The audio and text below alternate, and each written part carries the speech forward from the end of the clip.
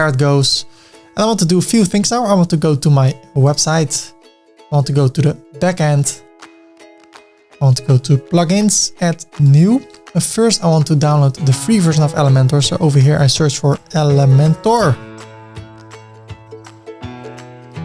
Install now. More than 5 million installations. They are going like crazy. It's an amazing company. They make an amazing page builder. And I'm happy to be part of this community. I activate it. So now we have Elementor. I don't need this. Then we go back to plugins, add new, upload a plugin. But this time I drag this file over here, or you can choose a file and browse to your computer. And then Elementor Pro will be installed.